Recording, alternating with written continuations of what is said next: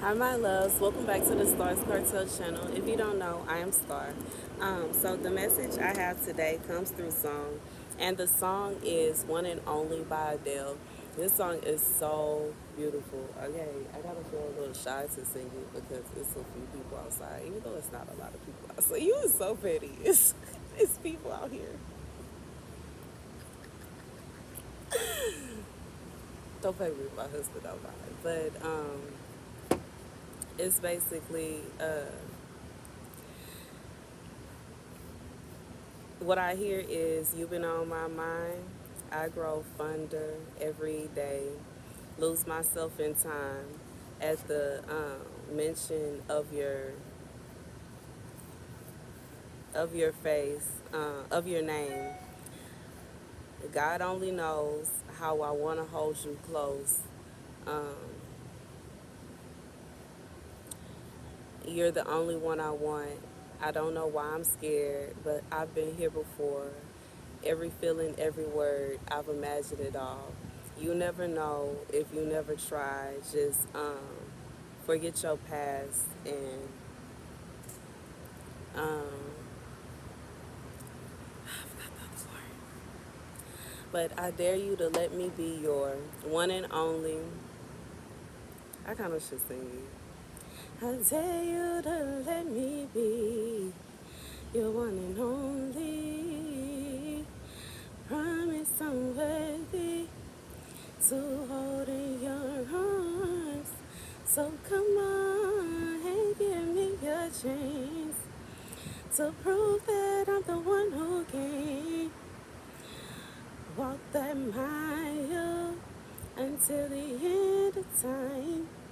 I know I'm no match to Adele, but that's the song, y'all, okay?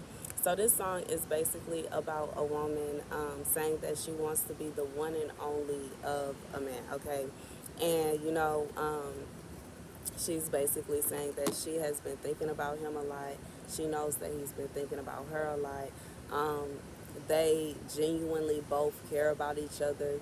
But this is in a, like, the song is built in a context of a relationship that is going on with multiple parties. Like, I feel like there's another woman in this scenario because obviously she wouldn't say one and only. Okay, she's saying she want to be the one and only, and she wants to be the only person that this person is with. Okay, the scripture God sent me to comes from 1 Kings 11 and 14. Then the Lord raised up against Solomon an adversary, Hadad the Edomite, from the royal line of Edom. Earlier, when David was fighting with Edom, Joab, the commander of the army, who had gone up to bury the dead, had struck down all the men in Edom. Joab and all the Israelites stayed there for 6 months until they had destroyed all the men in Edom. But Hadad, still only a boy, fled to Egypt with some Edomite officials who had served his father. They set out from Midian and went to Paran. Then, taking people from Paran with them, they went to Egypt, to Pharaoh, king of Egypt, who gave Hadad a house and land, provided him with food. Pharaoh was so pleased with Hadad that he gave him a sister of his own wife, Queen Tapes, in marriage. The sister of Tapes bore him a son named Genubath, whom Tapes brought up in the royal palace. There, Genubath lived with Pharaoh's own children. When he was in Egypt, Hadad heard that David rested with his ancestors, and that Joab, the commander of the army, was also dead. Then Hadad said to Pharaoh, "Let me go, that I may return to my own country."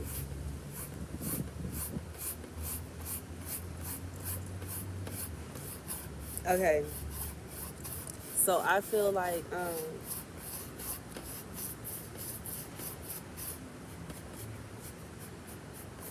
okay, hold on, God said keep going. "What have you lacked here that you want to go back to your own country?" Pharaoh asked. "Nothing," Hadad replied, but do let me go."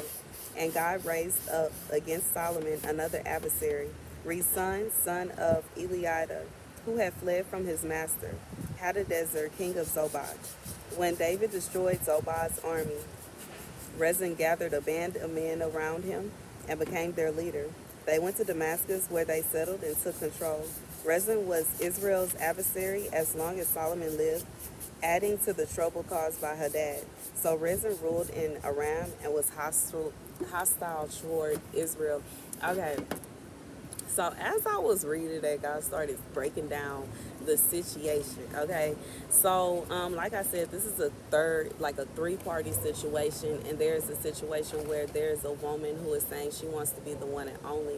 And by the scripture, through the scripture, as I was reading it, God is telling me that it is a situation where maybe in the past somebody took a man from this woman, or she feels like somebody stole her man, or she feels like somebody did a wrong to her. So now she is putting forth the effort to get them back. And the way she's doing this is either by her herself going after this person's significant other, or her sending other people that she knows of, or friends or whatever, to go after this person's significant other. Um, Whoever this person that was sent is, regardless if it's her or somebody she knows, they have been putting forth a lot of energy and effort into getting this man. They have his attention in a sense, but he hasn't completely let go of his relationship, and they are now in a state of trying to entice him to leave the relationship that he is in to be with them. And in reality, they don't want this man. And when things like this happen, I just feel like God is upset with this woman and upset with all parties involved, regardless to what happened. I don't know the specifics of what happened with the two women. It's just something happened. They basically were at war with each other. One of the women feels as though she lost that war, and now she feels like her way of getting this other woman back is by sending someone to. I hear God saying finish her off. Like they want to send someone to finish her off. They want to send someone to kick her down a notch. They want to send someone to destroy her because they are hurt by whatever happened. Um, However, you know, God says that vengeance belongs to Him. Okay, vengeance belongs to God. So even if somebody has wronged you, it's not right to seek out to do something so evil. And it's not to say that there's a difference in sins, or that this sin outweighs another sin. That's not what I'm saying. But it's so deliberate. It's kind of like you are to deliberately and to spitefully seek out to destroy a relationship, or a marriage, or whatever kind of union, because of something that happened to you in your past.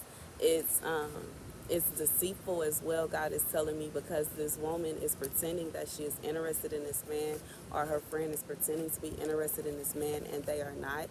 And this man's feelings are going to be caught up in the midst of this give and take. I know it's going to be people in the comments saying that he shouldn't be cheating anyway, and he shouldn't. Um, he shouldn't. And in some cases, I'm not defending him, and I'm not saying that he's right, but I feel like this is a situation where this man has been trying to avoid this woman, and she just keeps chasing after him, and it's almost like she is stalking him and whoever at the same. Like, this is like, I just feel like it's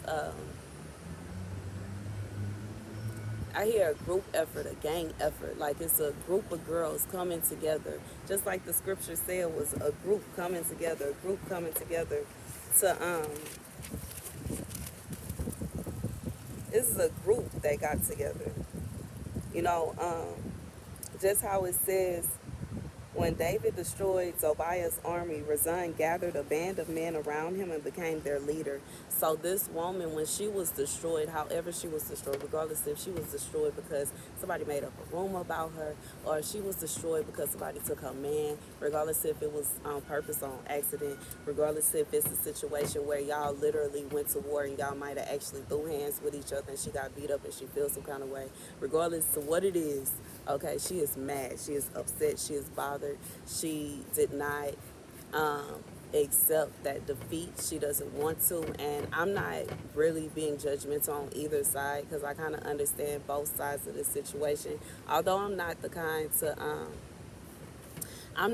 of person to go after somebody after they did something to me. I know that God will handle it to an extent way above that I could ever.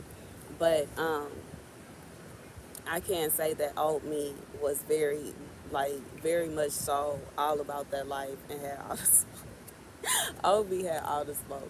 But at this point in time in my life, I know what's meant to be is meant to be, and I just feel like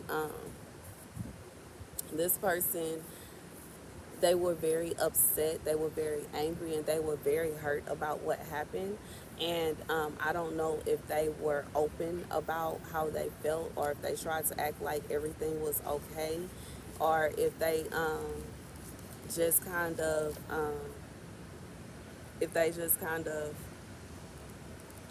like rubbed it off and pretended like it didn't matter to them, or if they actually, I feel like this is someone that did not openly say how they felt. This is somebody that kind of, they just they accepted their defeat.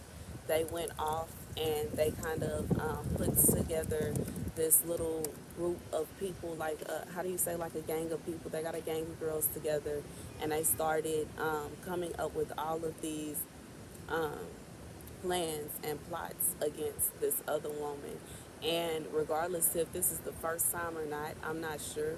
But I'm not sure if this warning is to the woman or to the man, because this might actually be to a man that is in a situation right now. God is saying that you need to turn away from this Jezebel ish woman. Okay, can't exactly call her Jezebel, but I just feel like this is a woman that's coming in with this a lot of sexual energy, a lot of thottish energy, and it's obvious.